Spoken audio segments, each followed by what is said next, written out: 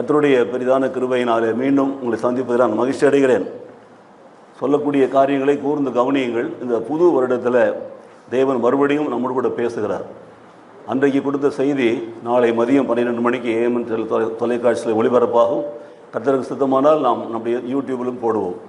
ஆனால் அதற்கு முன்பாக இந்த செய்தியும் தொடர்ந்து நீங்கள் கேளுங்கள். கர்த்தர் நிச்சயமாகவே இதன் மூலம் உங்களோடு பேசுவார். ஹல்லேலூயா. கர்த்தருடைய நாம மகிமைப்படுவதற்காக நான் சொல்லுகிறேன்.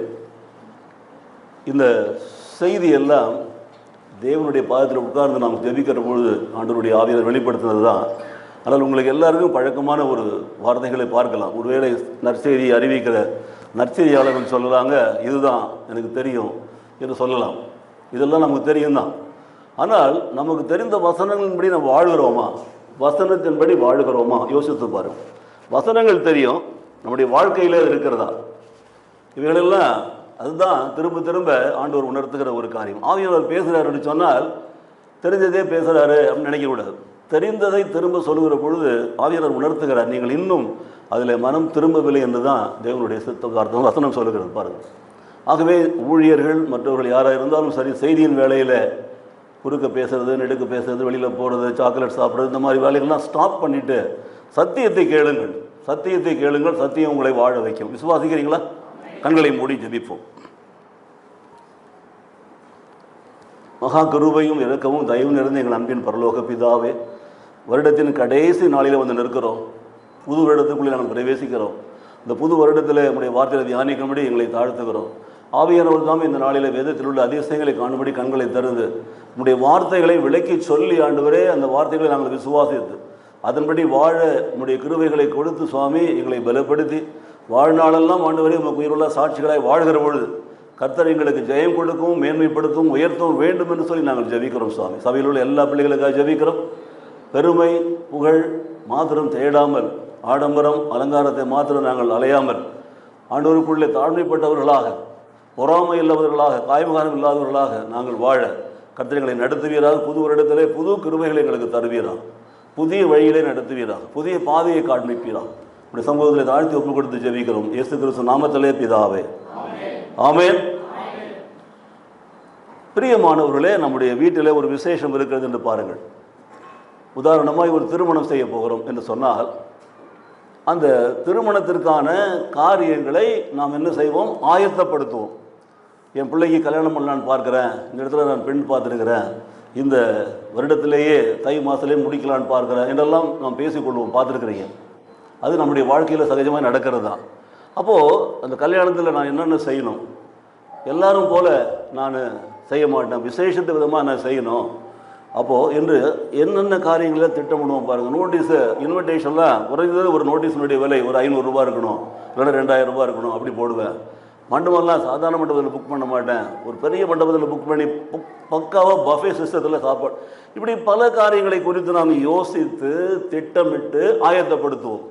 அதற்கான செலவுகளை எல்லாம் ஒழுங்குபடுத்துவோம். எங்கே போய் வாங்குறது, என்ன செய்கிறது, இல்லை எங்கேருந்து வைத்திருக்கிறோம், நம்முடைய சேவிங்ஸில் எவ்வளோ பணம் இருக்கிறது, அது இந்த திருமணத்திற்கு போதுமானதா, இவைகளெல்லாம் நாம் திட்டமிட்டு அது திருமணத்திற்கான காரியங்களை ஆயத்தப்படுத்துவோம். கூடுமானால் வீட்டில் இருக்கிற மற்றவர்களோடும் சேர்ந்து கலந்து பேசி நாம் செய்வோம். இதுதான் ஒரு காரியத்தை நடத்துவதற்கு ஆயத்தப்படுத்துவது. அது மிக முக்கியம். அதுபோலவே ஒரு பிள்ளை பள்ளிக்கூடத்தில் சேர்க்கணும், வளர்ந்துருச்சு, எப்பா என்னுடைய பிள்ளையை நான் இப்படிப்பட்ட ஸ்டாப்ஸில் இருக்கிற ஸ்கூலில் தான் படிக்க வைப்பேன். அப்போது எல்கேஜி சீட் வாங்குவதற்கு 2 நாள் நைட்டு நான் அங்கேயே வரிசையில் நின்றாலும் பரவாயில்ல போய் நிற்பேன். அப்படிலாம் அந்த காலத்தில் செஞ்சுருக்கிறாங்க. அப்போ எப்படியாவது என் பிள்ளைக்கு அந்த பர்டிகுலர் ஸ்கூலில் நம்ம இடம் வாங்கி ஆகணும், அங்கே தான் என் பிள்ளை படிக்கணும், நான் சொல்லுவேன் என் பிள்ளை எங்கே படிக்கிறான்னு சொல்லிட்டு. அப்போது அதற்கான எல்லா ஆயத்தங்களையும் ஏற்பாடுகளும் செய்வார்கள். யாரெல்லாம் பார்க்கணும், என்னெல்லாம் செய்யணும், எப்படிலாம் பண்ணணும், எதுக்கு பணம் செலவு பண்ணணும். அப்போது அதற்கும் நாம் திட்டமிடுகிறோம், அதற்கும் நாம் ஆயத்தப்படுத்துகிறோம். ஸோ இனிமேல் நிறைய சொல்லிக்கொண்டே போகலாம் பாருங்கள்.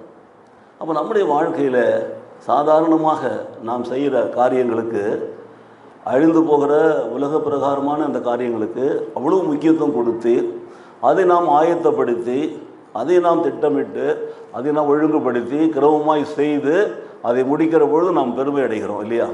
யோசித்து பாருங்கள். நம்முடைய வாழ்க்கையில் அப்படி தான் நாம் இருக்கிறோம். எல்லாரும் அப்படி தான், எல்லாவற்றிலும் நான் பார்க்க முடியும். அப்போது நம்முடைய பிள்ளைகள் ஒரு வேலைக்கு போகணும். அப்போது அந்த வேலைக்கு போகணுன்னா இப்படிப்பட்ட ஒரு வேலைக்கு தான் போகணும்.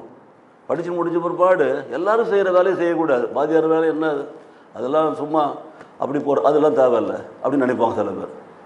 அப்போது ஒரு டாக்டராக ஒரு இன்ஜினியராக அப்படி தான் போகணும், இல்லை அப்படின்னா ஒரு ஏரோநாட்டிக் இன்ஜினியராக பார்க்குறாங்க. இப்போல்லாம் நிறைய பேர் பைலட்டாக போகணும், இல்லைன்னா ஷிப்பிங் கார்பரேஷனில் போய் மரைன் டெக்னாலஜி படிச்சுட்டு கப்பலில் இருக்கணும். இப்படிலாம் பெரிய பெரிய திட்டங்களை நாம் செய்கிறோம் நம்ம பிள்ளைகளுக்காக. அப்போ அதற்கேற்ற மாதிரி பிள்ளைகளை நாம் அக்குவப்படுத்தி ஆயத்தப்படுத்தி படிக்க வைக்கிறோம், அவர்களுக்கு வசதிகளை செய்து கொடுக்குறோம். படித்து முடிச்ச பிற்பாடு அந்த வேலையில் வருகிற பொழுது நாம் சந்தோஷப்படுகிறோம். ஸோ எல்லாவற்றிற்கும் ஒரு ஆயத்தம் வேண்டும்.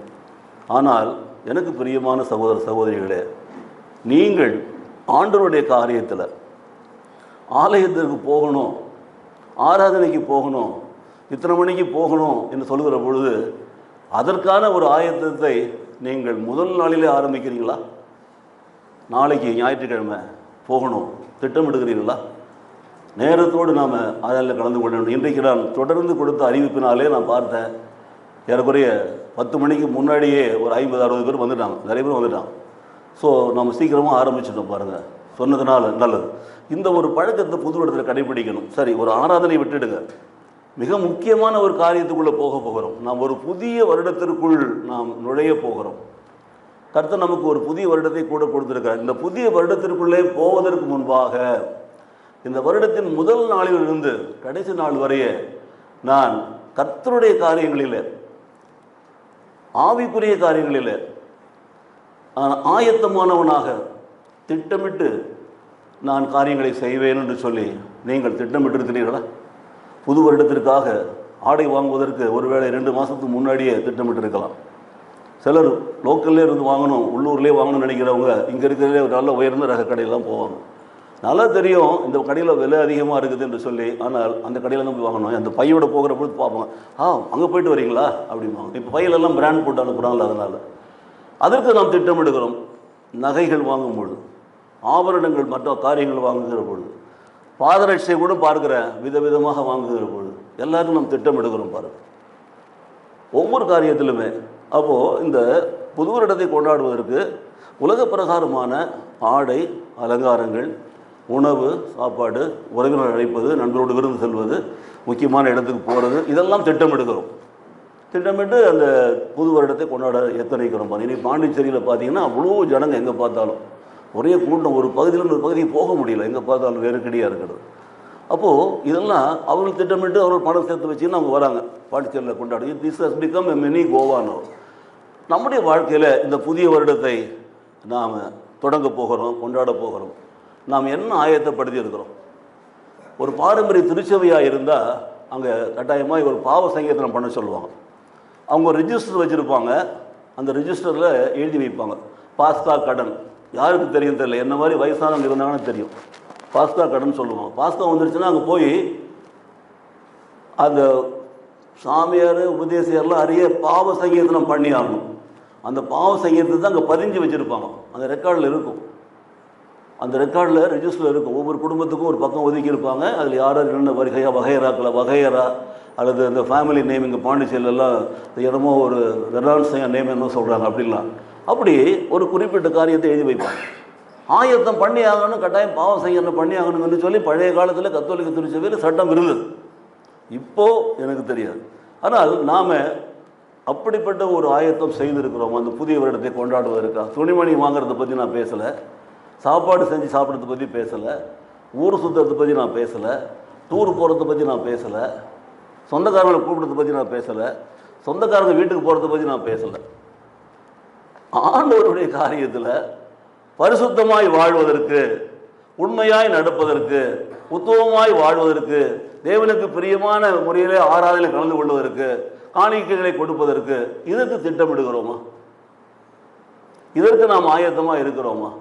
இந்த புது வருடத்தை கொண்டாட போகிற நாம் நம்முடைய வாழ்க்கையில் எப்படிப்பட்ட ஒரு ஆயத்தமாக இருக்க வேண்டும் என்று சொல்லி நமக்கு வேதம் சொல்லுகிறது பாருங்கள்.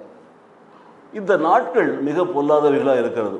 இந்த உலகத்தில் பாருங்கள், எங்கே பார்த்தாலும் ரெஸ்டோ பாரு, என்ன ரெஸ்டோ பாரு, ரெசிஸ்டன்ட் பாருன்னு தெரியும். எங்கே பார்த்தாலும் குடி, வெறி, வேசித்தனம், விபச்சாரங்கள்லாம் பார்க்குறோம். அப்போது சில வெளியூரில் இருக்கிறவங்கெல்லாம் பேசிக்கிறாங்க, நாங்கள் ஏன் தெரியுமா பாண்டிச்சேரிக்கு போகிறோம், அங்கே எங்களுக்கு ஃப்ரீடமாக இருக்குது, நாங்கள் என்ன வேணாலும் செய்யலாம், எங்கே வேணாலும் பண்ணலாம், யாரும் எங்களை கேட்க மாட்டாங்க. ஆனால் இங்கெல்லாம் தமிழ்நாட்டில் மற்ற இடங்கள்லாம் செஞ்சோம்னா அதை எங்களை வித்தியாசமாக பார்க்குறாங்க, எங்களை துரத்துறாங்க, அடிக்கிறாங்க.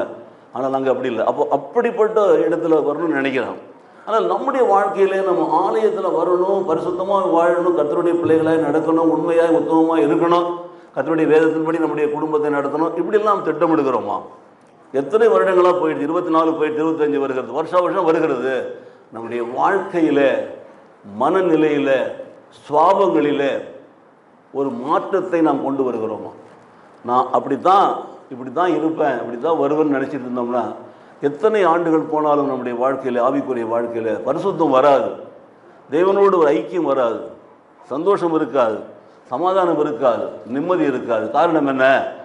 நாம் எப்பொழுதும் இருக்கிறது போல தான் நாம் இருக்கிறோம் பாருங்கள்.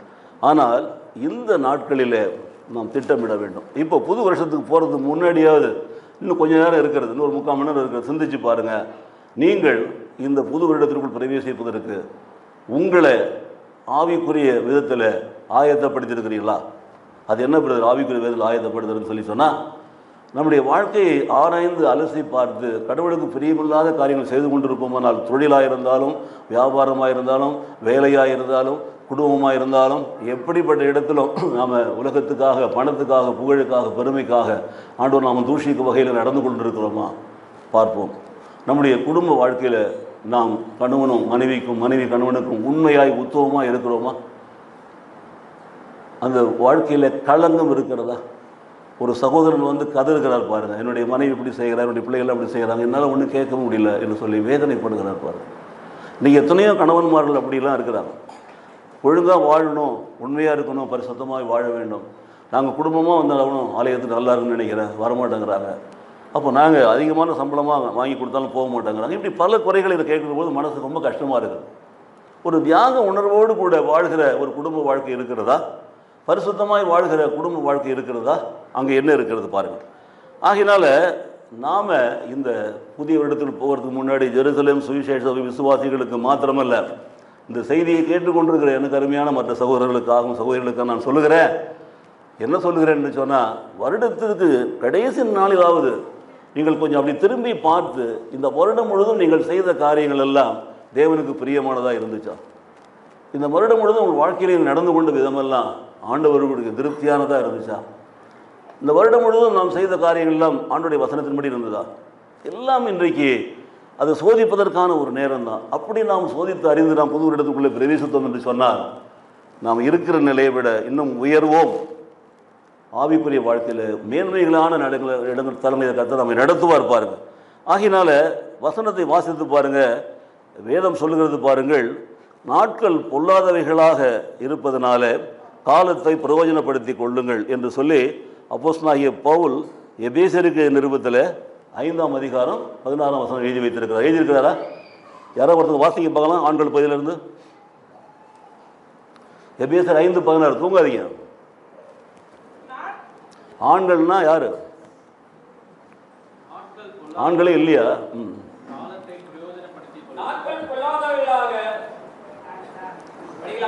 படிங்க.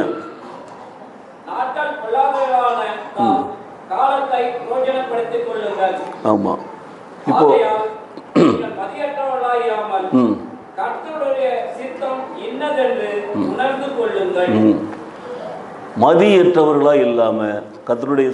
என்னதென்று உணர்ந்து கொள்ளுங்கள். கர்த்தர் சொல்லுகிறார், நான் பரிசுத்தராக இல்லை, நீங்கள் என்னவா இருக்கணும்? பரிசுத்தராக இருக்கணும். புரிஞ்சுங்களா? நான் நேசிக்கிறேன், உண்மையாக இருக்கிறேன், நீங்கள் உண்மையாக இருங்க. நான் மன்னிக்கிறேன், நீங்கள் மன்னிங்க. நான் அன்பு செய்கிறேன், அன்பு செய்யுங்க. மாய்மாலம் மற்ற அன்பை காட்டுங்க. இப்படி தான் சொல்லப்பட்டிருக்கிறது. அப்போது நாட்கள் பொல்லாதவைகள், உலகம் பொல்லாததாக இருக்கிறது, ஊரில் வெளியில் அக்கிரமம் நடக்கிறது, அநியாயம் நடக்கிறது, அதை பற்றி நமக்கு பேச்சு கிடையாது. நம்முடைய வாழ்க்கையில் நமக்கும் நம் தேவனுக்கும் உள்ள உறவு எப்படிப்பட்டதாக இருக்கிறது. இந்த பொல்லாத நாட்களிலே நாம் காலத்தை பிரயோஜனப்படுத்தி கொள்வோம் என்று சொன்னால், நம்மை நாமே பரிசோதித்து தற்பரிசோதித்து பார்ப்பதோடு மாத்திரமில்லாமல் உலக பிரகாரமான சமுதாய வாழ்க்கையில் நம்முடைய நிலைமை எப்படி இருக்கிறது என்பதை உணர்ந்து பார்த்து நாம் ஆண்டவருக்கு சாட்சியுள்ள பிள்ளைகளாய் வாழ ஒப்புக் கொடுப்போம் என்று சொன்னால், கர்த்தர் நம்மை நிச்சயமாக என்ன பண்ணுவார்? உயர்த்துவாரா இல்லையா? ஆகவே நாம் ஆயத்தமாக அழைக்கப்படுகிறோம். புது வருடத்துக்குள் போவதற்கு முன்பாகவே பழைய வருட செய்தி தான் இது. பழைய வருடத்தில் நாம் நின்று கொண்டு சிந்திப்போம், நம்மை நாமே சோதித்து அறிவோம். ஆயத்தமாகும்படி நாம் செய்ய வேண்டிய காரியம் என்ன? ஒன்று, இன்றைக்கு நீங்கள் பார்த்தீங்கன்னா இந்த பழைய வருட ஆராதனையிலே நன்றி சொல்ல வேண்டும் என்று சொல்லியிருந்தேன். எல்லாரும் வாங்க நன்றி சொல்லும் என்று சொல்லி ஸ்தோத்திரம் பண்ணதுக்கு அனுமதி கொடுத்தார். பார்த்தேன் நிறைய பேர் ஸ்தோத்திரம் பண்ணினீங்க. எத்தனை பேர் கடந்த காலத்தில் கர்த்தர் செய்த நன்மைகளுக்கு நன்றி சொல்லி ஸ்தோத்திரம் பண்ணினீங்க? நீங்கள் தெரிந்ததெல்லாம் சொல்லி ஜெபிக்கணும்னு நினைக்கிறீங்களே ஒழிஞ்சு வாட் இஸ் த என்ன ஐடியா இருக்குது, what is the topic of the prayer? அப்போ என்னென்னா பழைய வருடத்தில் நான் நன்றி சொல்ல வந்திருக்கிறோம் என்று சொன்னால் அதுதான் நான் பார்க்க வேண்டிய காரியம். நன்றி சொல்லணும். அப்போது நன்றி என்பதற்காகத்தான் இந்த நாளில் வந்திருக்கோம் என்று சொன்னால் நன்மைகளை பெற்றுக்கொண்டதால் நன்றி சொல்லலாம். தீமையான காரியங்களை பெற்றுக்கொண்டால் ஏன் எதற்கு என்று சொல்லி நம்ம நாமே சோதித்து அறிய வேண்டும். அப்போது அறிந்து அது தேவனுக்கு பிரியமில்லாதான் நடந்த காரியமாக இருந்தால் அதை விட்டு விலக வேண்டும் பாருங்கள். அப்போது நன்றி சொல்வதை குறித்து இயேசு கிறிஸ்து மிக தீவிரமான ஒரு வார்த்தையை சொல்லுகிறார். எடுத்து வாசியுங்கள். லூக்கா சுவிசேஷம் 17ஆம் அதிகாரத்தில் 17ஆம் வசனம். அங்கே நன்றாக வாசித்து பாருங்கள்.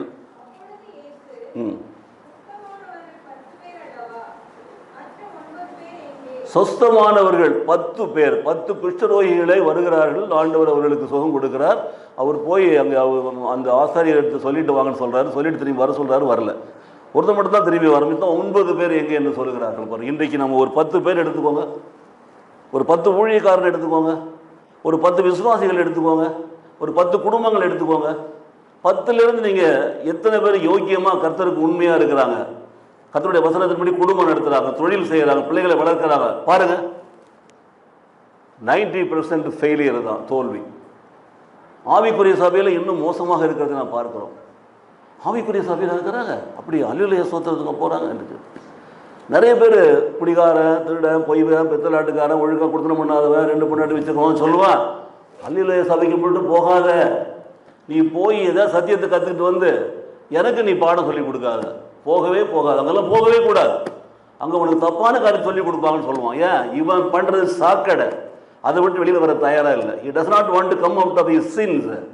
Therefore, he doesn't allow the wife and children to go to the spiritual church. அதுதான் இன்றைக்கி நிலவரம். இன்றைக்கி நாட்டில் இருக்கிற நிலவரம். பலரும் யோகியர் மாதிரி சொல்லுவாங்க, ஐயோ அங்கே மட்டும் போயிடாதீங்க, அங்கே என்ன நடக்குது, எதை சொல்ல வரேன்னு சொல்லி சொன்னால் இதுதான். இந்த 10ல் 90 இன்றைக்கு ஆண்டவருடைய காரியத்தில் இல்லை. ஆண்டவரை தேடி வரீங்க, ஆண்டவரை ஆசீர்வாதம் பெற்றுக் கொண்டிருக்கிறீங்க, ஆண்டவர் நிலைத்திருக்கிறீங்களா? ஞானஸ்தானம் எடுக்கிறீங்க, பந்தியில் பங்கேற்கிறீங்க, கடைசி வரைக்கும் அந்த பரிசுத்தத்தில் நிலைச்சிருக்கிறீங்களா? அப்போ ஏன் அப்படின்னு சொல்லி சொன்னால் நம்ம நன்றி சொல்லவே வருவது கிடையாது, அப்புறம் ஆலயத்து பக்கமே வருது கிடையாது. இந்த கடந்த வருடத்திலே நீங்கள் பாருங்கள், 52 வாரம் போன வாரம் அதே செய்தி தான் சொன்னேன். நாம் எத்தனை முறை சபை கூடுவதில் விட்டு இருக்கிறோம், எத்தனை முறை நாம் கர்த்தருடைய பந்தியை விட்டு இருக்கிறோம், யோசித்து பாருங்கள். இது ரெண்டுமே தான் நமக்கு இன்றைக்கு அடையாளங்கள் பாருங்கள். ஆகவே ஒரு மனுஷன் ரட்சிக்கப்பட்டால் கிறிஸ்துவர் என்பதற்கு அடையாளம் ஒன்று ஞானஸ்தானம், மற்றொன்று கர்த்தருடைய பந்தியில் பங்கேற்பது தான். அது தன்னைத்தானே சோதித்தறிந்து மனம் திரும்புவதற்கான ஒரு வாய்ப்பு. ஆக அது ஆலயத்துக்கு வந்தால் தானே, நன்றி சொல்ல வந்தால் தானே நாம் அந்த விசுவாசத்தில் நிலைத்திருப்போம், பெற்றுக்கொண்ட நன்மை நிலைத்திருப்போம் பாருங்கள். Very soon we will lose that benefit, அந்த பிளஸிங்கே போயிடும். அப்போ மறுபடியும் நம்ம பழையபடி நின்று கொண்டு இருப்போம். ஆகவே முதல்ல நன்றி சொல்ல வேண்டும். இந்த ஆயத்தமாகுதலின் முதல் படி என்ன? நன்றி சொல்ல வேண்டும். ஆயத்தமாகுதல் 2வது படி என்ன? சுத்திகரித்தல். நம்மை நாமே சுத்திகரித்து கொள்ள வேண்டும். நேற்று சொன்னேன், நான் போன வாரம் கூட சொன்னேன்.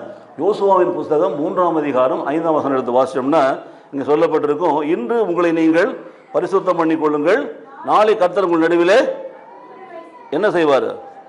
அற்புதம் செய்வார். பார்த்தீங்களா? 2வது நம்மை சுத்திகரிக்கிறது. பரிசுத்தம் பண்ணுறது சுத்திகரிக்கிறது, சும்மா குளியல் கிடையாது, சுத்திகரிப்பு. இயேசு கிறிஸ்துவின் ரத்தம் நம்மை சுத்திகரிக்கிறது. சுத்திகரிக்கிறது வேறு, that is different. It is not mere washing of our sins. நல்லா கவனித்து பாருங்கள். அந்த இரத்தத்தை சுத்திகரிக்கிற பொழுது அந்த வார்டு, அந்த தழும்பு இருந்த அடையாளம் இல்லாத அளவுக்கு அது சுத்திகரித்துட்டு அந்த பாவ நினைவோ உணர்வோ திரும்பி வராதபடிக்கு கர்த்தர் பாதுகாப்பார். ஹல்லேலூயா. சுத்திகரிப்பு. அப்போது அதுதான் நம்ம மனஸ்தாபப்பட்டு மனம் வருந்தி பாவங்களை அறிக்கை செய்து கர்த்தருக்குள் வருகிறது. பார்த்தீங்களா? 2வது காரியம். அப்போ யோசித்து பாருங்கள். சுத்திகரித்தல் இல்லாமல் பிரவேசிக்கக்கூடாது, நன்றி சொல்லாமல் பிரவேசிக்கக்கூடாது, நம்மை நாமே சோதித்தறிந்து பரிசுத்தப்படுத்தி கொள்ளாமல் பிரவேசிக்கக்கூடாது. அப்போ பாவத்தில் இருந்துக்கிட்டு, அக்கிரமத்தில் இருந்து, அநியாயத்தில் இருந்துக்கிட்டு புது வருஷம் என்னத்துக்கு நமக்கு சொல்லுங்க? எத்தனை வருஷம் வந்தாலும் திருந்த போகிறதில்ல, அப்படியே இருப்போம். அப்போ என்ன பிரயோஜனம் நம்முடைய வாழ்க்கையில்? யோசித்து பாருங்கள். ஆகவே 2வது சுத்திகரிப்பு. 3வது காரியம், ஒரு நல்ல தீர்மானம் எடுக்கணும். இனி நான் கர்த்தருடைய ஆலயத்தில் நடக்கிற சபை கூடி வருதலை விட்டுவிட மாட்டேன், ஒழுங்காக வருவேன். இனி நான் எல்லா ஞாயிற்றுக்கிழமை ஆராதனையும் கலந்து கொள்வேன். இனி நான் கர்த்தருடைய பந்தியை மிஸ் பண்ண மாட்டேன். இனி நான் கர்த்தருடைய காரியங்களுக்கு முதலிடம் கொடுப்பேன். இனி நான் எங்கள் வீட்டில் ஒரு நாள் வேதத்தை வாசிப்பேன். இனி நான் ஒவ்வொரு நாள் எங்கள் வீட்டில் குடும்ப ஜெபத்தை நடத்துவேன். என் பிள்ளைகளை வாசிக்க சொல்லுவேன். பிள்ளைகளோடு சேர்ந்து நான் கர்த்தரை துதிப்போம் இனி என்று ஒரு தீர்மானத்தை நாம் எடுக்க வேண்டும். அது தீர்மானம் எடுப்பதற்கு முன்பாகத்தான் நாம் என்ன செய்ய வேண்டும்? மனம் மாற வேண்டும். என்ன மனம் மாறணும்? எவைகளெல்லாம் மாற்றிக்கொள்ள வேண்டும். விட்டுவிட வேண்டியவைகளெல்லாம் விட்டுவிட வேண்டும். தவிர்க்க வேண்டியவைகளெல்லாம் தவிர்க்க வேண்டும். அப்போ தேவையற்ற பழக்க வழக்கங்களை விட்டுவிட வேண்டும். அப்போ தேவையில்லாத நண்பர்களை விட்டுவிட வேண்டும். நிறைய நண்பன் கெடுக்கிறதுனே இருக்கிறான்னா அவனை விட்டுடணும் பாருங்க. அப்போ ஆலயத்தில் வந்து ஆராதனை பண்ண முடியாமல் ஒருத்தன் வந்து மரத்தடிக்கும் டீ கடைக்கு கூட்டிகிட்டு போகிறான்னா போகக்கூடாது. நீ யோகியனாக இருந்தால் கடவுளுக்கு பயந்தால் போகாத. கடவுளை ஆராதிக்க வரையா டீ கடைக்கு போகிறதுக்காக வரையா யோசித்துப்பார். நல்ல யோசனை பண்ணிப்பாரு. வெரி சிம்பிளாக நான் சொல்கிறேன். I am only speaking about practical things. அதனால தான் உங்களை கண்டா பிடிக்கிறது இல்லை. நான் வேறு கதைலாம் சொல்ல போகிறதில்ல. பெரிய மலையை வெட்டிட்டு வா, காட்டை வெட்டிட்டு வான்னு சொல்லலை. சின்ன சின்ன பழக்க வழக்கங்கள். Even if you want to go for urinal, you want to take somebody with you, why you are also wasting his time. தப்பு இல்லை அதெல்லாம். இதுதான் சின்ன சின்ன காரியங்கள். ஒரு நல்ல தீர்மானம் எடுப்போம். புது வருஷத்தில் ஒழுங்காக ஆலயத்தில் உட்காந்து செய்தி கேட்பேன். யார் பிரசங்கம் பண்ணாலும் ஆண்டவருடைய வார்த்தை என்பதை நான் ஒத்துக்கொள்வேன். நான் எல்லாம் தெரிந்தவன் மாதிரி நான் வெளியில் போக மாட்டேன். எல்லாம் தெரிந்தவன் சொல்கிறவன்லாம் அடி முட்டாளுங்க. நான் சொல்லியிருந்தேன் அடிக்கடி. ஒன்றும் தெரியாதவங்க தான். நிறைய கொடுங்க ஏதோ கொஞ்சம் 4-5 கற்று வச்சுக்கிட்டு டான்ஸ் போட்டுட்டு இருக்கிறது பிரயோஜனமே கிடையாது. கடவுளுக்கு பயப்படுகிறது. ஒவ்வொரு நாளும் நான் வாசித்து காமிக்கிறேன். இன்றைக்கு கூட என்னுடைய வாட்ஸ்அப்பில் நீங்கள் போட்டிருப்பீங்க. என்ன போட்டிருப்போம் பார்த்தீங்கன்னா, பரிசுத்தம் உள்ளவர் இன்னும் 22:11 இங்கிலீஷில், தமிழில் 21:11 வரும் பாருங்க. அப்போ பரிசுத்தம் உள்ளவர் இன்னும் பரிசுத்தமாக வேண்டும். உண்மை உள்ளவர் இன்னும் உண்மையாக இருக்க வேண்டும். சாட்சியாக இருக்கிறவன் இன்னும் சாட்சியாக இருக்க வேண்டும். கர்த்தருடைய காரியங்களை கொடுக்கிறவன் இன்னும் அதிகமாக கொடுக்க வேண்டும். கர்த்தருடைய காரியத்தில் நான் இன்னும் அதிகமாக உற்சாகமாக உழைக்க வேண்டும். இந்த ஊழியத்தில் என்னுடைய பங்கு என்ன கொடுக்க வேண்டும். நல்ல தீர்மானம் எடுத்தீங்கன்னா நான் புது வருடத்துக்குள்ளே பிரவேசிப்பதில்லை ஒரு அர்த்தம் இருக்கிறது. அப்போ இல்லை என்று சொன்னால் புது வருடத்தில் நான் பிரவேசித்து ஒரு பிரயோஜனம் கிடையாது. இப்போ எப்படி இருக்கிறீங்களோ அப்படி தான் இருப்பீங்க. ஆதியில் இருந்தது போல் இப்போது எப்பொழுதும் சதா காலங்களிலும் ஆலயத்துக்கு நேரத்தோடு வராமல், ஆலய காரியங்களுக்கு முக்கியத்துவம் கொடுக்காமல், வேதத்தை வாசிக்காமல், வெட்டி கதை பேசிக்கின்னு பக்கத்தில் உங்களை டிஸ்டர்ப் பண்ணிக்கிட்டு சாட்சியற்ற வாழ்க்கை வாழ்வேன். வேலை செய்கிற இடத்துலையும் சாட்சியாக இருக்க மாட்டேன். எல்லா இடத்துலையும் எல்லாம் தெரிந்த போது நடந்து கொள்வேன். என்னை தாழ்த்த மாட்டேன். என்னை மேன்மைப்படுத்தி கொண்டு இருப்பேன். இதுதான் நம்ம செஞ்சோம் என்று சொன்னால் ஒரு பிரயோஜனமும் கிடையாது. ஆயத்தமாகுங்கள், தீர்மானியுங்கள், நன்றி சொல்லுங்கள், சுத்திகரித்துக் கொள்ளுங்கள், நல்ல தீர்மானம் எடுங்கள். கர்த்தர் உங்களை ஆசீர்வதிப்பார். விசுவாசிக்கிறீங்களா? கண்களை மூடி நாம் கர்த்தரை நோக்கி பார்ப்போம். கர்த்தாவே, இந்த பழைய வருடத்தின் கடைசி நாளிலே நாங்கள் ஆண்டவரே எங்கள் உள்ளத்தை நாங்கள் சோதித்து அறிந்திருக்கிறோம். கர்த்தாவே, இந்த நாளில் நீர் சொன்ன ஆலோசனைப்படியாக, சொன்ன வசனங்களின்படியாக நாங்கள் எங்களை ஆண்டவரே ஸ்தோத்திரம் உங்களுடைய சமூகத்தில் தாழ்த்தி ஒப்புக் கொடுக்கிறோம். நீர் செய்த எல்லா நன்மைகளுக்கும் நாங்கள் பெற்றுக்கொண்ட எல்லா ஆசிரியர்களும் நன்றி செலுத்துகிறோம். ஆண்டவரே, மீண்டும் ஒரு விஷயம் எங்களை பரிசோதனை செய்து எங்களுடைய பாவங்களை அறிக்கை செய்து விட்டுவிட நாங்கள் தீர்மானம் எடுக்கிறோம். இனி நாங்கள் ஒழுங்காக ஆலயத்துக்கு வரவும் கர்த்தருடைய காரியங்களை கொடுக்கவும் நாங்கள் இப்பொழுது தீர்மானம் எடுத்திருக்கிறோம். ஆண்டவரே, எங்கள் தீர்மானத்தை கர்த்தர் ஆசீர்வதித்து தாரும். புது வருடத்திற்குள்ளே நாங்கள் ஆண்டவரே ஒரு புது மனிதனாக, பழையன கழிந்த ஒரு மனுஷனாக, ஒரு புது சிருஷ்டியாக உள்ளே நுழையும்படி கர்த்தர்களை நடத்துவீராக, ஆவியானவர் பலப்படுத்துவீராக. இயேசு கிறிஸ்து நாமத்திலே பிதாவே, ஆமென். கரங்களை தட்டி கர்த்தர் நாமத்தை மகிமைப்படுத்தலாம். ஹல்லேலூயா. சந்தோஷமா இருக்கிறீங்களா? நம்முடைய செய்திக்கு நாம் போகிறத்தையும் புதிதாக்குகிறேன். எடுத்தவர்கள் வாசிக்கலாம். வெளிப்படுத்துதல் புஸ்தகம் 21ஆம் அதிகாரத்தில் 1 முதல் வாசிக்க பார்க்கலாம். 8வது வசனம் வரையில் சத்தமாக வாசிக்கணும். எல்லாரும் கேட்கணும். ரெக்கார்ட் பதியணும். ஆமாம், ரெக்கார்டில் பதியணும்.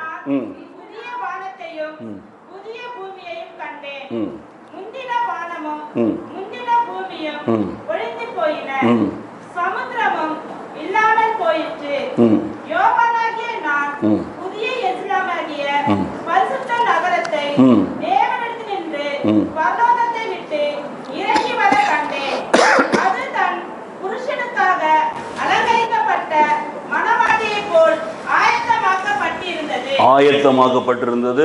ஆயத்தத்தை குறித்து நான் பேசியிருக்கிறேன். வசனம் சொல்லப்பட்டிருக்கிறது, பழையன எல்லாம் ஒழியணும். முந்தின வானம் முந்தின பூமி ஒழியணும். பழைய காரியங்கள் எல்லாம் ஒழிந்து போக வேண்டும். புதிய எருசலேம் வருகிற பொழுது பரிசுத்த நகரமாய் மாறுகிறது. அது இறங்கி வருகிற பொழுது அது எப்படி வருகிறதா? தன்னுடைய புருஷனுக்காக அலங்கரிக்கப்பட்ட மணவாட்டியை போல. இன்றைக்கு நாம நம்முடைய அலங்காரம் யாருக்காக பண்ணுகிறோம்? ஆண்டவருக்கு பண்ணுறோமா, அடுத்தவங்களுக்கு பண்ணுறோமா? யோசித்து பாருங்கள். நம்முடைய ஆடை அலங்காரங்கள் எல்லாம், நம்மளுடைய பீதாமங்கள் எல்லாம் எல்லாம் யோசித்து பாருங்கள். அந்த மணவாட்டியாக நாம் உடுத்த வேண்டும், மணவாளனாகிய கர்த்தருக்கென்று உடுத்த வேண்டும், அதற்கு நாம் ஆயத்தப்பட வேண்டும். அதுதான் இந்த புதிய வானம் புதிய பூமியில புதிதாக்குகிற காரியம். நாம் 3வது வசனம் வாசிப்போம். மேலும்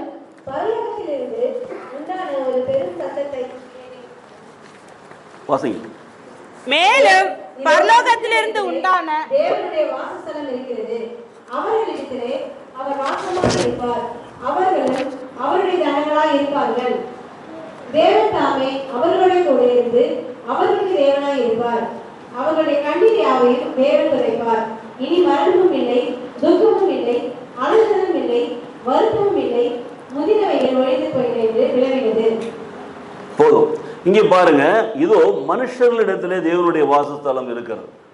இந்த புது வருடத்தில் ஆண்டவருடைய வார்த்தையை நாம் கேட்போம். மனுஷரிடத்துல தேவனுடைய வாசஸ்தலம், நம்மிடத்துல தேவனுடைய வாசஸ்தலம் இருக்கிறார். நமக்குள்ளே தேவன் வாசமாய் இருக்கிறாரா? அவரிடத்துல அவர் வாசமாய் இருப்பார். அப்போ அவர்களும் அவருடைய ஜனங்களாய் இருப்பார்கள். இந்த புதிய வானம் புதிய பூமியை நாம் வருகிற பொழுது, அந்த புது சிருஷ்டியை நாம் மாறுகிற பொழுது, கர்த்தருடைய சபையால் மணவாட்டியாக அலங்கரிக்கப்பட்ட பிள்ளையாக மணவாளனாய் கிறிஸ்துவ ஆயத்தப்பட்டிருக்கிற பொழுது தேவன் நம்மிடத்தில் வாசமாய் இருக்கிறார். நாம் வாசஸ்தலமாய் மாறுகிறோம். நாம் ஒரு ஜனங்களாக இருக்கோம், நாம் தேவனாய் இருக்கிறார் என்பதை தெளிவாக சொல்லப்பட்டிருக்கிறது. அப்பொழுது கண்ணீர் யாவையும் தேவன் துடைக்கிறார். இனி இந்த மரணம் இல்லை, ஆவிக்குரிய மரணம் இல்லை, துக்கம் இல்லை, அலறுதம் இல்லை, வருத்தம் இல்லை, முந்தினங்கள் எல்லாம் ஒழிந்து போயின. 2வது பகுதி முடிச்சிட்டோம். இப்போ 5லிருந்து வாசிப்போம். சிங்காசனத்தின் இதோ நான் சகலத்தை புதிதாக்குகிறேன்.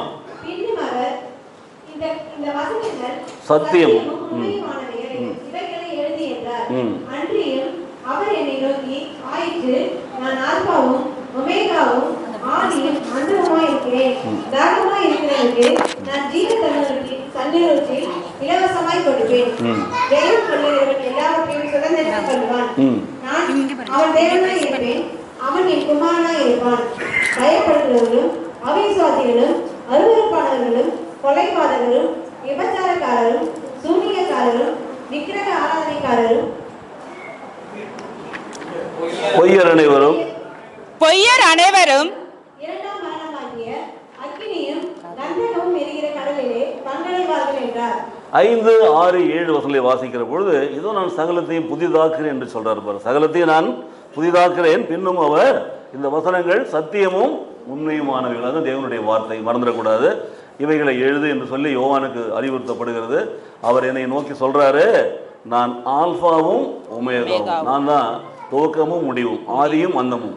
ஆகவே யாரெல்லாம் தாகமாக இருக்கிறானோ அவனுக்கு நான் ஜீவ தண்ணீர் வீட்டிலிருந்து இலவசமாய் ஜீவ தண்ணீரை கொடுப்பேன். வசனம் ஆவியினுடைய அபிஷேகத்தை கொடுப்பேன். ஜெயம் கொள்ளுகிறவன் எல்லாவற்றையும் என்ன பண்ணுவான்? சுதந்திரித்துக் கொள்வான். இப்படிப்பட்ட ஆவிக்குரிய காரியங்களை சுதந்திரித்துக் கொள்வான். அவன் தேவனுக்கு பிரியமுள்ளவனாக இருப்பான், குமாரனாக இருப்பான் என்று பார்க்கிறோம். இல்லை என்று சொன்னால் நம்முடைய நிலைமை எவ்வளவு மோசமாக இருக்கிறது பார்த்தீங்களா? 8வது வசனம் யாரா இருப்பாருங்க? பயப்படுகிறது. அவிசுவாசிகளும்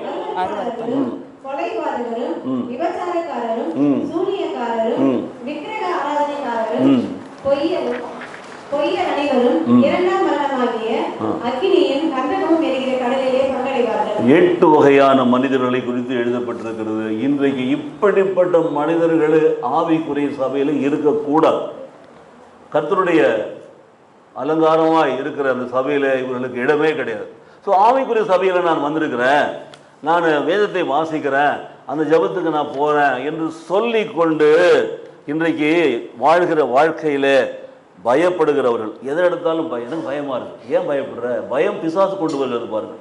பயம் இருக்க சொல்லி பயம் என்று சொல்லி இன்றைக்கு பூமியிலே நல்லதை செய்யாமல் தீமை செய்து கொண்டிருக்கிறது. 2வது அவிசுவாசிகளாய் வாடுறது. ஆவிக்குரிய சபையில் வேலை கிடையாது. 3வது கொலைபாதகர்கள். 4வது விபச்சாரக்காரர்கள். 5வது சூனியக்காரர்கள். 6வது வேசி கள்ளர்கள், விபச்சாரக்காரர்கள். 7வது 8வது பொய்யர்களாக இருக்கிறார்கள். இவைகள் எல்லாரும் இந்த சபை விட்டு போகணும். கர்த்தர் இவைகளெல்லாம் 2ஆம் மரணமாகி அக்கினி கடலை எரிக்க அனுப்புவார்.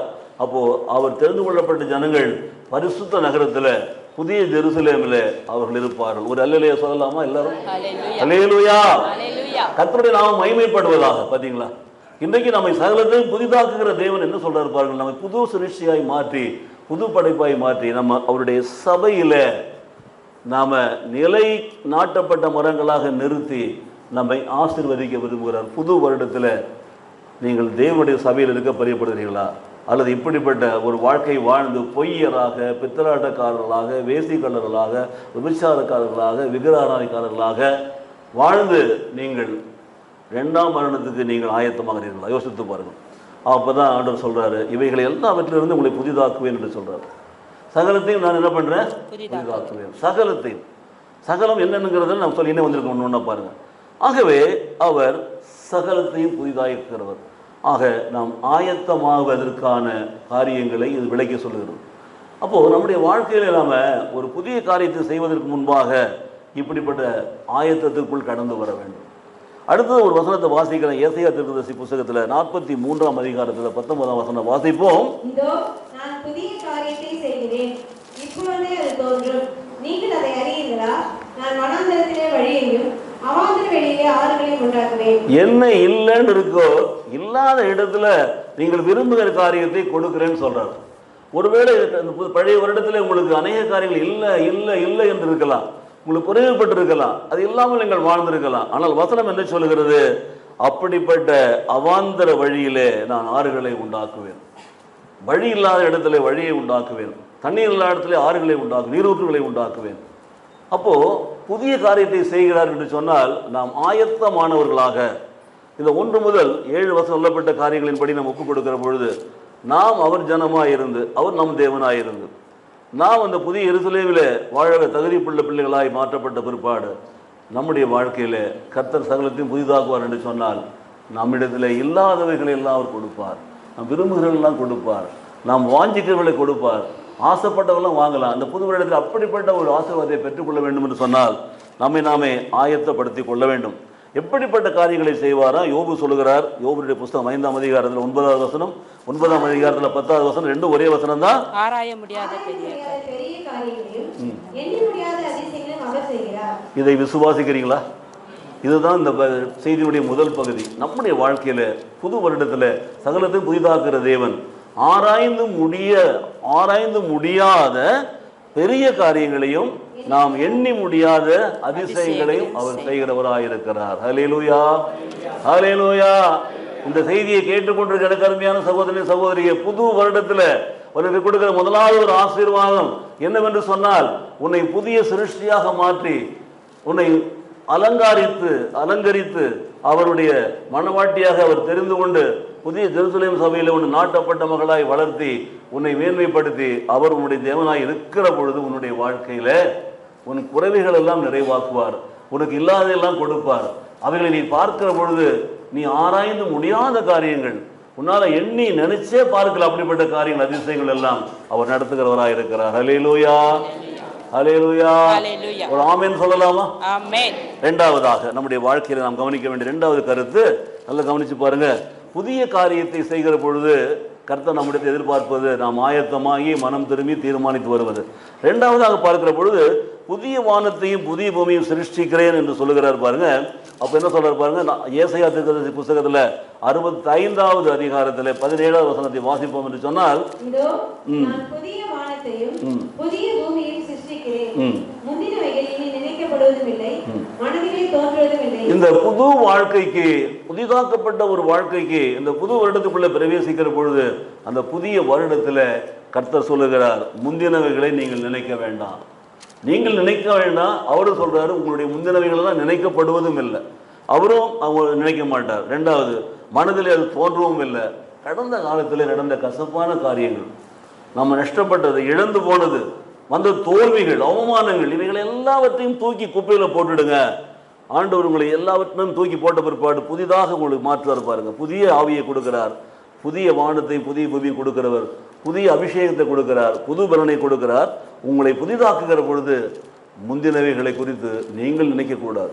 தேவன் ஒரு நாள் நினைக்க மாட்டார். முந்தின கசப்பான காரியங்களை குறித்து நீங்கள் ஒரு நாள் கவலைப்பட வேண்டியதில்லை. தேவனும் அதை பற்றி ஒன்றும் சொல்லி காட்ட மாட்டார்.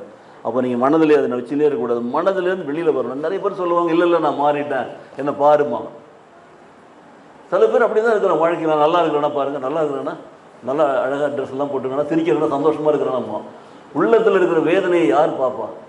உள்ளத்தில் இருக்கிற கசப்புகள் மறக்க முடியாத சோகங்கள் யார் பார்ப்பா? யோசித்து பாருங்க, அவர் தான் பார்ப்பார். புரியுதா உங்களுக்கு? அவர் புது வருடத்தில் அது வரக்கூடாது. இவைகளெல்லாம் தூக்கி எறிய வேண்டும். கர்த்தர் சொல்லுகிறார், இதோ நான் இருக்கிறேன், நான் உன்னோடு கூட இருக்கிறேன், நான் உன்னை விட்டு விலக மாட்டேன், உன்னை கைவிட மாட்டேன். ஆண்டவருடைய வார்த்தை பாருங்க. இன்றைக்கி 2-3 இடத்துல நான் ஜெபம் பண்ண போனப்போ ஆண்டவர் எனக்கு ஒரே காரியத்தை உணர்த்தினார் பாருங்க. முதலாவது எபனேசர் என்று சொன்னார், இரண்டாவது அவர் சொன்னார் யெகோவா ஈரே என்று சொன்னார், மூணாவது இம்மானுவேல் என்று சொன்னார். அப்போது இதுவரை நடத்தது நான் தான், இனி நான் நடத்துவேன். உன் வாழ்க்கையில் எல்லாவற்றையும் நான் பார்த்து கொள்வேன், எதை பற்றி நீ கவலைப்படாது. ஏன்? இதோ உலகத்தின் முடிவுக்கு நம்மளோடு கூட இருக்கிறார். ஏன்னா இம்மானுவேலா வந்தவர் நம்மளோடு கூட இருக்கிறார். இப்போது என் கூட வந்த என்னுடைய ஒய்ஃப் இல்லை, காணும் பாரு, பிள்ளைகளை காணும், சொந்தக்காரனை காணும், சித்தம்மனை காணும், பெரியப்பனை காணும், மாமனை காணும், அண்ணனை காணும், மண்ணங்கட்டி எல்லாம் போயிட்டான். நான் நிற்கிறேன். I feel alone. No, I am not alone. நான் தனியாக இல்லை. இதுதான் விசுவாசம். இதுக்கும் அதுக்கு வித்தியாசம் இருக்கிறது பாருங்க. உலக பிரகாரமான மனுஷனாக இருந்தால் அதையே பேசிகிட்டு இருப்பார். ஒரு சகோதரர் என்கிட்ட 2 வாரமும் சொல்லிட்டு இருக்கிறாரு, எங்கள் அண்ணனுக்கு நான் இப்படி செஞ்சேன், போனேன் வந்தேன், எங்கள் அண்ணன் வந்து இப்போ வரமாட்டேங்கிறாரு, நான் கொடுத்தா வாங்க மாட்டேங்கிறாரு. இது வந்து ரொம்ப வேதனைப்படுறாரு. நம்ம அண்ணனுக்கெல்லாம் பெரிய அண்ணன் ஒருத்தர் மேலே இருக்கிறார், அவர் தான் ஏசு அண்ணன், அவர் தான் பூமியில் வந்தார் பாருங்க. அவர் நாமத்தின் விசுவாசம் உள்ளவராய் அவரை ஏற்றுக்கொண்டவர்கள் அத்தனை பேர்களுக்கும் தேவனுடைய பிள்ளைகளாகிற அதிகாரத்தை கொடுத்தார். நாமெல்லாம் இயேசு கிறிஸ்துவின் மூலமாக அவருடைய சகோதரர்களாக பிதாவாகிய தேவனுக்கு பிள்ளைகளாக மாறி இருக்கோம். உலகத்திலே என் தம்பி என்னை பார்க்கறது இல்லை, என் தம்பி என்னை விசாரிக்கிறது இல்லை, என் தம்பி என்னை பார்த்தா போயிடுவான், பார்க்காமலே போயிடுவான். ஆகினால சோர்ந்து போனோன்னா நான் ஆண்டவருடைய பிள்ளையா? நான் ஆண்டவருடைய பிள்ளையா? சொல்லுங்க. என் தம்பி என்கிட்ட பேச மாட்டேங்கிறான், என் தம்பி என்னை பார்த்து சிரிக்க மாட்டேங்கிறான், என் தம்பி எனக்கு ஒன்றும் கொடுக்க மாட்டேங்கிறான் நான் நினைச்சேன்னா நான் ஆண்டவருடைய பிள்ளையாக சொத்து பாருங்க. நாம் யாரையும் நம்பி வாழ்ந்து கொண்டிருக்கிறோம் இன்றைக்கு பூமியில்?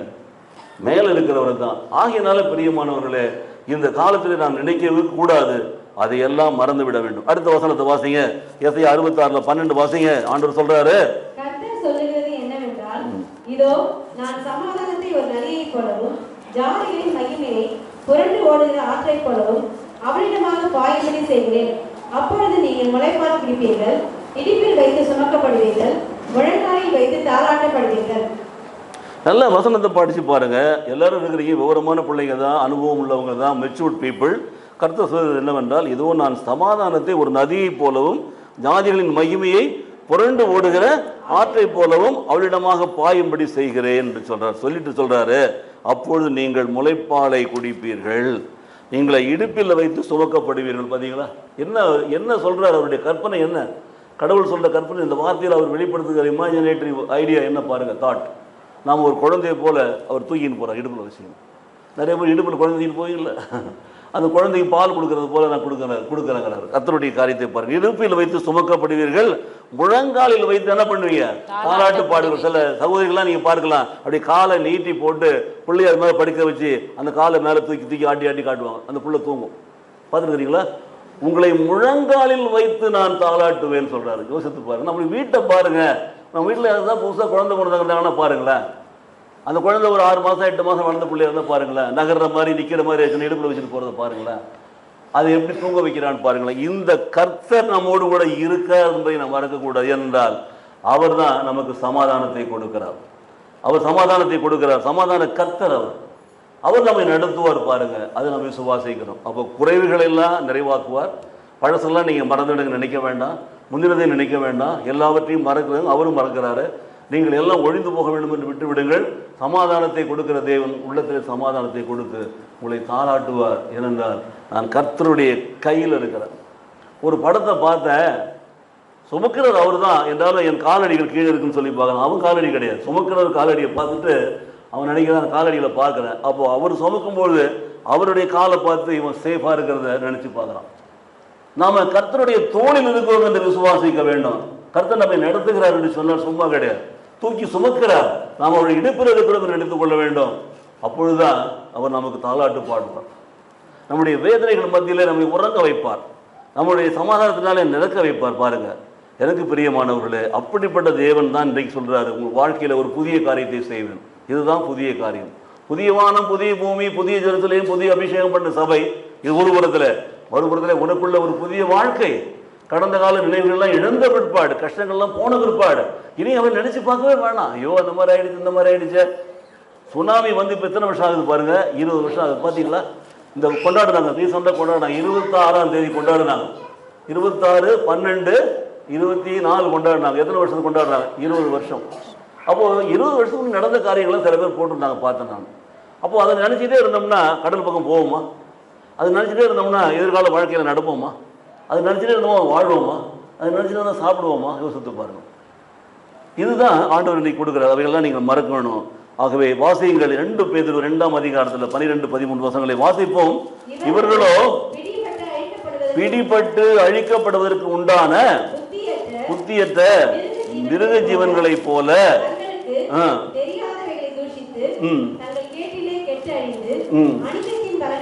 அடைவார்கள். ஒரு நாள்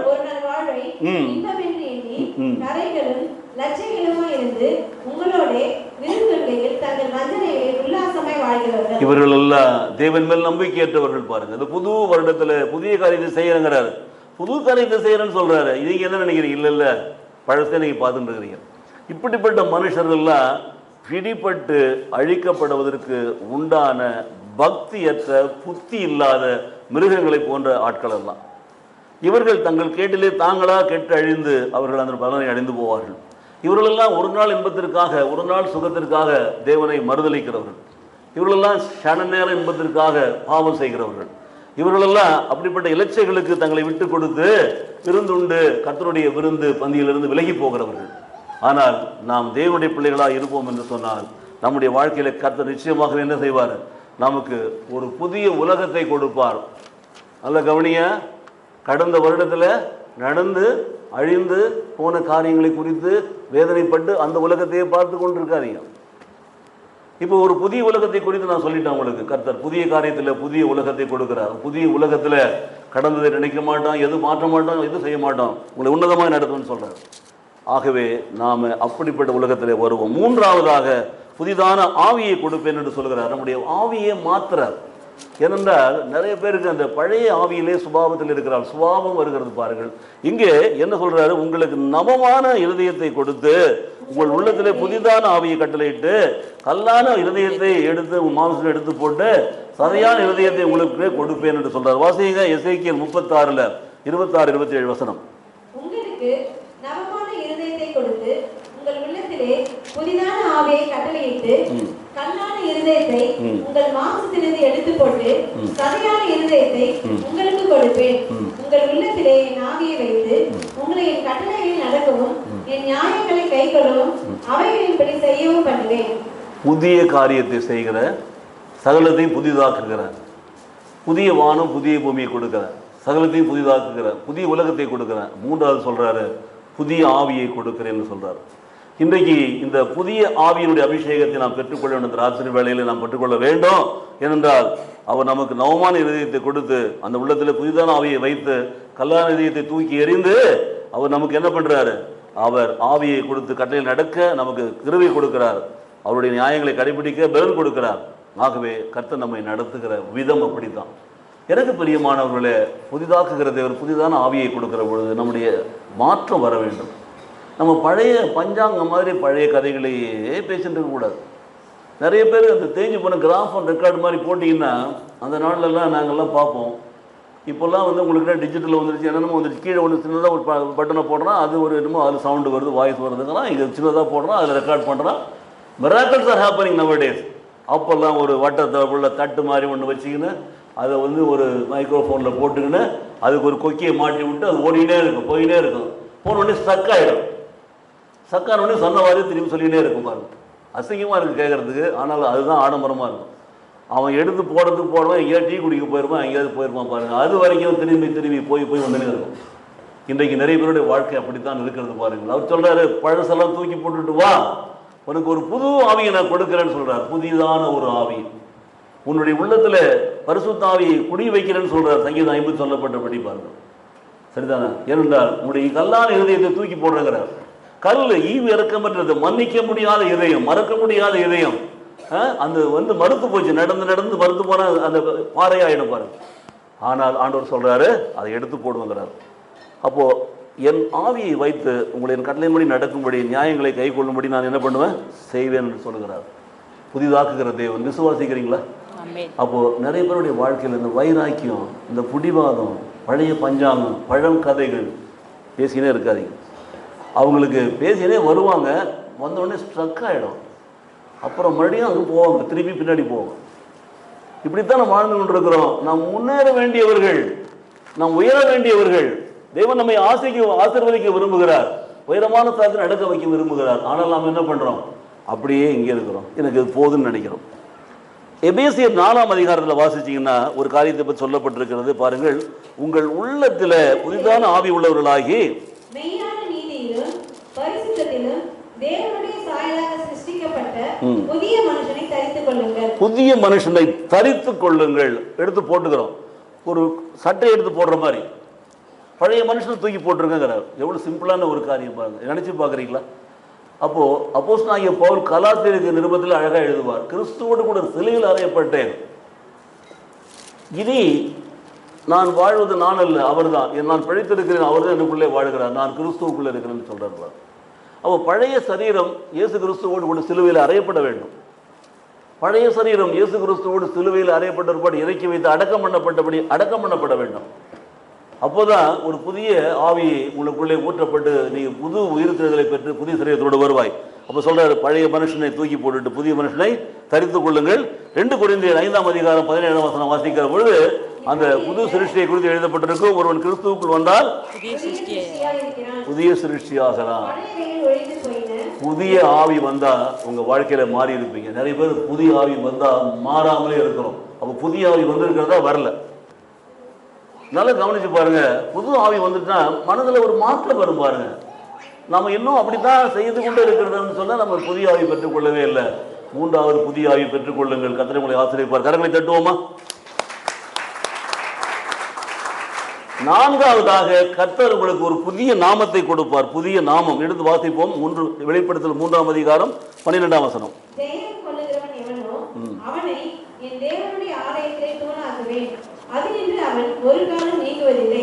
என் தேவனுடைய நாமத்தையும் என் தேவனால் பரலோகத்தில் இருந்து இறங்கி வருகிற புதிய எருசலேமாகிய என் தேவனுடைய நகரத்தின் நாமத்தையும் என் புதிய நாமத்தையும் அவன் மேல் எழுதுவேன். ஜெயம் கொள்ளுகிறவனோ அவன் என் தேவனுடைய ஆலயத்திலே தூணாக்குவேன், அதிலிருந்து அவன் ஒரு காலம் நீங்குவதில்லை. பார்த்தீங்களா, ஒரு ஆலயத்தில் தூணா இருந்தா எப்படி இருக்கும் பாருங்க.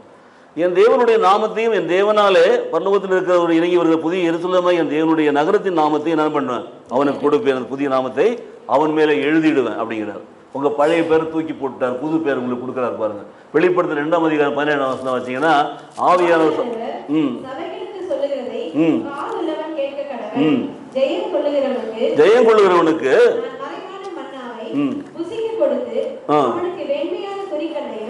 அந்த கல்லில் எழுதப்பட்டதும் அதை பெறுகிறவனே அன்றி வேறு ஒருவரும் அறியக்கூடாததுமாகிய புதிய நாமத்தையும் கொடுப்பேன் என்று எழுது. புதிய நாமம் அது நித்திய நாமமாக இருக்க போகிறது பாருங்கள். அந்த புதிய நாமத்தை குறித்து பார்க்குற பொழுது ஏற்கனவே ஜெயம் கொள்கிறவன் எவனோ எல்லாவற்றையும் சுதந்திரத்துக் கொள்வான்னு சொல்லப்பட்டிருக்கிறது. இப்போ புதிய நாமத்தை சுதந்திரத்துக் கொள்கிறான் பாருங்கள். ஜெயம் கொள்கிறவனுக்கு நான் மறைவான மன்னவாகி அதை புஸ்தகை கொடுத்து அவனுக்கு வெண்மையான குறிக்கல்லையும் அந்த கல்லின் மேல் எழுதப்பட்டதுமாய் அதை பெறுகிறவனுடைய அன்று வேறொருவனும் அறியக்கூடாதுமா இருக்கிற ஒரு புதிய நாமத்தை எழுதுவேன். ஏசாயா 56ஆம் அதிகாரத்தில் 5ஆம் வசனத்தை வாசிப்போம்.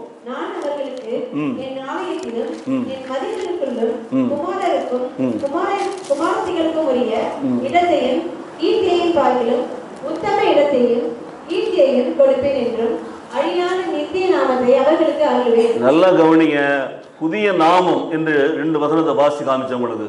வெளிப்படுத்தல் 3:12, வெளிப்படுத்தல் 2:17. இப்போ 56 வாசிக்கும் போது ஏசாயால வாசிக்கிற பாருங்க, அந்த புதிய நாமம் உங்களுக்கு ஒரு நித்திய நாமமா இருக்கும் பாருங்க. இப்போ ஆண்டவருக்குள் வந்து ரட்சிக்கப்பட்ட பிற்பாடு நீங்க மூழ்கி ஞானஸ்தானம் எடுக்கும்போது உங்களுடைய பெயரை நான் மாற்றுகிறோம் கேட்போம். சில பேர் கேட்பாங்க, மாற்றி கொடுக்குறோம். சரி, அப்போ அந்த நாமமானது நித்திய நாமமாய் மாறும். இதே நாமம் தான், it is eternal. This name will remain even in heaven. The same name will be there. அதான் அவர் சொல்றாரு, நித்திய வாழ்வு நித்திய நாமம் என்று சொல்லப்பட்டிருக்கிறது. நம்முடைய வாழ்க்கையில அந்த நித்திய நாமத்தில நான் பெற்றுக்கொண்டவர்களாய் மாற வேண்டும். ஆகவே அவர் சொல்றாரு, இதோ நான் சகலத்தையும் புதிதாக்குகிற தேவன், நமக்கு ஒரு புது பெயரை கொடுக்கிறார். அந்த புது பெயர் தான் என்னைக்கும் அழியாத ஒரு பெயர். நமக்கு புதிய நாமத்தை கொடுக்கிற பொழுது தேவனுடைய ஆலயத்தில் நாட்டப்பட்ட தூணாக வைத்திருக்கிறார், அங்கே எழுதி வைக்கிறார். புதிய எருசலேமுக்கு நேரையும் நமக்கு கொடுக்கிறார், அந்த நாமத்தையும் கொடுக்கிறார். அப்போது அந்த நாமம் நித்திய நாமமாக இருக்கும், நாமெல்லாம் தேவனுடைய பிள்ளைகளாக இருக்கும். ஐந்தாவதாக ஒரு காரியத்தை சொல்ல போகிறேன், கவனியுங்கள். புலம்பல் 3ஆம் அதிகாரம் 22, 23 வசனங்களை வாசிக்கிற பொழுது, நாம் நிர்மூலமாகாதிருக்கிறது கர்த்தருடைய கிருபையே, அவருடைய இரக்கங்களுக்கு முடிவில்லை, அவைகள் காலைதோறும் புதியவைகள், உமது உண்மை பெரிதாய் இருக்கிறது. இந்த உண்மை பெரிதாய் இருக்கிறது. கரங்களை தட்டுவோமா? இப்போ தூங்குறவங்களுக்காக சொல்கிறேன், கரங்களை தட்டுவோம். தூங்குறவங்க மட்டும் தட்டுங்க பார்க்கலாம். நிறைய பேர் தூங்கி இருக்கிறாங்க பார்த்தீங்களா? நல்ல கவனிங்க. நாம் நிர்மூலமாகாமல் இருக்கிறது யாருடைய கிருபை? கர்த்தருடைய கிருபை. அப்போ அந்த கிருபை இருந்தால் அந்த இரக்கங்களுக்கு என்ன இருக்குல்ல, முடிவே இல்லை. அந்த கிருபை இருந்தால் அவை காலை தோறும் எப்படி இருக்கிறதா? புதிதாக இருக்கிறதா. புதிய வானம், புதிய நாமம், புதிய காரியம், புதிய உலகம், புது சிருஷ்டி எல்லாம் பார்த்துட்டு வந்துட்டோம். இப்போ சொல்லப்பட்டிருக்கிறது பாருங்கள், அதிகாலை வேளையிலே அவரை தேடுகிற பொழுது அவர் நம்மை புது கிருபைகளால் நிரப்புகிறார். அவை காலை தோறும் புதிதாக இருக்கிறது. அல்லேலூயா. புது வருடத்திலேயாவது அதிகாலை வேளையில தேவனை தேடுவீர்களா? ஒரு நல்ல தீர்மானம் எடுப்பீங்களா? என்ன பிரதர், புது கிருபை புது கிருபை சொல்லி நாங்கள் பார்த்ததே கிடையாது. நேற்றைய கிருபை கிடையாதுங்க, நேற்றைய மண்ணா கிடையாதுங்க. அன்னன்றைக்கு புதுசாக மண்ணா கொடுக்குறாரு. ஓய்வு நாளுக்கு மாத்திரம் தான் 2 நாள் சேர்த்து வைக்க சொல்கிறாருங்க. அப்போ அந்த கிருபை ஒவ்வொரு நாளும் புதுசாக இருக்கிறது சொன்னால் அந்த காலையில் தேவ சமூகத்தை நாடுகிற பொழுது தான்.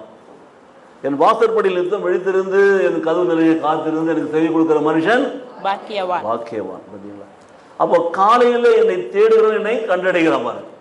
அந்த காலையில் கண்டடை நேரத்தில் அவருக்கு ஒரு சோதனை சொல்லி நீங்கள் அவரை பார்க்கிற பொழுது ஒரு புது கிருபையை உங்களுக்கு கொடுக்கிறார். நேற்றைய கிருபை இல்லை, அன்றைக்கு புது கிருபை. அந்த கிருபை நம்மை தாங்குகிறது. நாம் நிர்மூலமாகாமல் இருக்கிறோம் என்று சொன்னால் உங்களை புதிய கிருபை கொடுத்து ஆசீர்வதிப்பார். ஆகவே புதிய வானம், புதிய பூமியோடு, புதிய உலகத்தோடு கூட, புதிய ஆவியோடு கூட, இன்னும் சொல்லப்போனால் புதிய காரியமாய் கொடுத்துருக்கிற நமக்கு புதிய நாமத்தையும் கூட இந்த புதிய கிருபையை பெற்றுக்கொள்வோம். கடைசியாக ஒன்று சொல்லி நான் முடிக்க போகிறேன் பிரியமானவர்களே. கடைசியாக 6வது நான் சொல்கிறேன் பாருங்க. கர்த்தருக்கு காத்திருக்கிறவர்களோ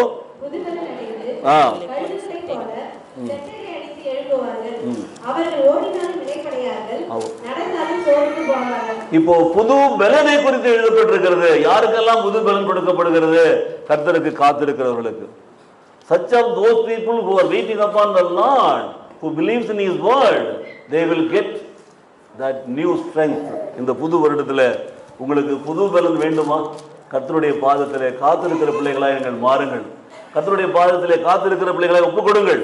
கர்த்தருடைய பாதத்திலே காத்திருக்கிற பொழுது அவர் புது பலனை கொடுக்கிறார். அப்போ நீங்கள் கழுகுகளை போல செட்டைகளை அடித்து என்ன பண்ணுவீங்க? உயர பரப்பீர்கள். உங்கள் வாழ்க்கையில் உயர்வை பெற்றுக்கொள்வீர்கள். மேன்மையான காரியங்களை பெற்றுக்கொள்வீர்கள். நாளுக்கு நாள் நீங்கள் வளர்வீர்கள். சின்ன குழந்தை பால் குடிச்சது காலை எட்டி வசிக்கிட்டு இருந்துச்சு விழுக்குவதுன்னு சொல்லி பாருங்கள். அப்படியே கொஞ்சம் கொஞ்சமாக தூக்கி அந்த சாதத்தை பிசைஞ்சு ஒரு செமி சாலிடாக ஊட்டுறாங்க, கொஞ்சம் வளருது. அப்போ இன்னும் ஊட்டுறாங்க, வளருது. குழந்தை வளர்ந்துனே வருகிறது பாருங்கள். கர்த்தர் உங்களை உயர்த்துவார். கழுகுகளை போல செட்டைகளை எடுத்து நீங்களே உயர பரப்பீர்கள். அல்லேலூயா. இந்த புது வருடத்தில் கர்த்தர் அப்படிப்பட்ட வாழ்க்கையை கொடுப்பார். விசுவாசிக்கிறீங்களா? எத்தனை பேர் விசுவாசிக்கிறீங்க பாருங்க. உங்களுக்கு ஒரு பரிசை வைக்கிறேன். முதலாவது கர்த்தர் செய்கிற புதிய காரியம் என்ன? அங்கிருந்து யாரோ ஒரு சொல்லுங்க பார்க்கலாம். தூங்கினவங்க தான் சொல்லணும். முதலாவது என்ன கொடுப்பேன்னு சொன்னார் ஆண்டவர்? சகலத்தையும் புதிதாக்குறேன்னு சொன்னவர் என்ன சொன்னாரு? புதிய காரியத்தை செய்கிறேன்னு சொன்னார் இல்லையா? அதுக்கு முன்னாடி பாருங்க, புதிதாக்கும் தேவன் நமக்கு ஒரு புதிய காரியத்தை செய்கிறார். என்ன? புதிய வானமும் புதிய பூமியும். அதுதான் புதிய காரியம். அதில் உள்ள 8 வசனங்களையும் வாசி. 7 உங்களுக்கு சொந்தம், 8 கர்த்தரை விசுவாசிக்காதவர்களுக்கு சொந்தம். அப்போ 2வது கொடுக்குற காரியம் என்ன? சகோதரி மத்தியில் ஒருத்தர் சொல்லுங்க பார்க்கலாம். 2வது புதிய உலகம். புதிய வானத்தையும் புதிய பூமியும் கொடுத்து புதிய உலகத்தை உண்டு பண்ணுகிறார். 3வதாக சகோதரர் சொல்லுங்க புதிய ஆவி. 4வதாக சகோதரிகள் சொல்லுங்க புதிய நாமம். 5வதாக சகோதரர் சொல்லுங்க.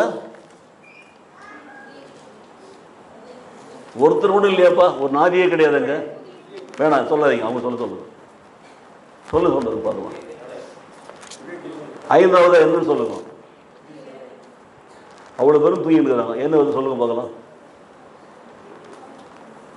புலம்பல் 3, 22, 23 வாசிங்க. புதிய கிருபை. நீங்க வாசிக்கிறீங்க, சகோதரர் வாசிங்க. புது வருடத்துக்குள்ள பிரவேசிக்கிறதுக்கு நல்ல புதிய தீர்மானம் எடுத்துட்டீங்கன்னு நினைக்கிறேன். நல்லா தூங்கி வெளிஞ்சிட்டு போயிடலாம்னு சொல்லிட்டு. அதானே நிர்மூலமாக இருக்கிறது கர்த்தருடைய கிருபை அவருடைய இரக்கங்களுக்கு முடிவில்லை. அவைகள் காலை தோறும் புதியவைகள். அப்ப என்ன 5வது காரியம் என்ன? புதிய கிருபை. கடைசியாக புது பலனை குறித்து வாசித்தோம். கர்த்தருக்கு காத்திருக்கிறவர்கள். நீங்கள் யாருக்கு காத்திருக்கிறீங்க? யோசித்து பாருங்கள். உங்கள் வாழ்க்கையில் கர்த்தருக்கு காத்திருக்கிறீங்களா? கர்த்தருக்கு காத்திருக்கிறீங்களா? உலக பிரகாரமாக யாருக்கு காத்திருக்கிறீங்க? உங்களுடைய வாழ்க்கையில் நீங்கள் கர்த்தருக்கு காத்திருந்தால் கர்த்தர் உங்களுக்கு புது பலனை கொடுப்பார். நீங்கள் இருக்கிற நிலையை விட இன்னும் மேலே உயரணும். அதுதான் ஆவிக்குரிய ஆசீர்வாதம். நான் போன வாரம் சொன்னப்போ சொன்னேன், 2 பங்கு சொன்னேன், 5 பங்கு சொன்னேன், 10 பங்கு சொன்னேன், 100 பங்கு சொன்னேன், 1000 பங்கு சொன்னேன், கோடியும் சொன்னேன். எத்தனை கோடி சொன்னாலும் நீங்க என்ன பண்ணுவீங்க? இப்படியே தான் உட்கார்ந்துருப்பீங்க. ஆனால் இன்றைக்கு சொல்லியிருக்கிற 6 ஆசீர்வாதங்கள் புதிய காரியத்தை செய்கிற, சகலத்தையும் புதிதாக்குகிற, முதலாவது உங்களுக்கு புதிய வானத்தையும் புதிய மொழியை கொடுத்து புதிய ஜெருசலேமை கொடுத்து உங்களுக்கு அபிஷேகம் பண்ற, 2வது உங்கள் வாழ்க்கையில் ஒரு புதிய உலகத்தை கொடுக்கிற, 3வது உங்கள் வாழ்க்கையில புதிய ஆவியை கொடுக்கிற, 4வது உங்கள் வாழ்க்கையில என்ன கொடுக்குறேன்னு சொல்றாரு? 4வது என்ன சொல்ற? புதிய நாமத்தை கொடுக்கிற, புதிய கிருபையை கொடுக்கிற, புதிய பலனை கொடுக்கிற. விசுவாசிக்கிறீங்களா? நம்ம எல்லாம் எழுந்து நிற்போம். கர்த்தருடைய கருத்துல ஒப்பு கொடுத்து நான் ஜெபிக்க போகிறேன். என்னோடு கூட ஜெபம் பண்ணுங்க. உடனடியாக புது ஒரு ஆராதனைக்கு ஆயத்தமாகுங்க. ஹல்லேலூயா. உம்மை துதிக்கிறோம், ஸ்தோத்திரிக்கிறோம் கர்த்தாவே. சகலத்தையும் புதிதாக்குகிறேன் என்று சொன்ன தேவன், இந்த புது வருடத்திலே ஆண்டவரே, எங்களை ஆண்டவரே நீங்க புதிதாக்கி புதிய காரியங்களை வாழ்க்கையில செய்து, ஆண்டவரே புதிய உலகத்திலே எங்களை வைத்து, எங்கள் உள்ளத்திலே புதிய ஆவியை ஊற்றி, எங்கள் புது கிருபையால் நிரப்பி, கர்த்தாவே புதிய நாமத்தை கொடுத்து கர்த்தர் எங்களை உயர்த்தி மேன்மைப்படுத்துவீரா, புது பலனை கொடுப்பீரா. நாங்கள் இப்போது இருக்கிறதை பார்க்கல, எங்களுடைய வாழ்க்கையில, தொழிலில, வியாபாரத்துல, சமுதாயத்தில் உள்ள ஸ்டேட்டஸ்ல நாங்கள் உயரும்படி கர்த்தர் எங்களை உயர்த்துவீரா. எங்களை தாழ்த்தி ஒப்பு கொடுத்து நாங்கள் ஜெபிக்கிறோம். இயேசு கிறிஸ்து நாமத்திலே பிதாவே, ஆமென். ஹல்லேலூயா.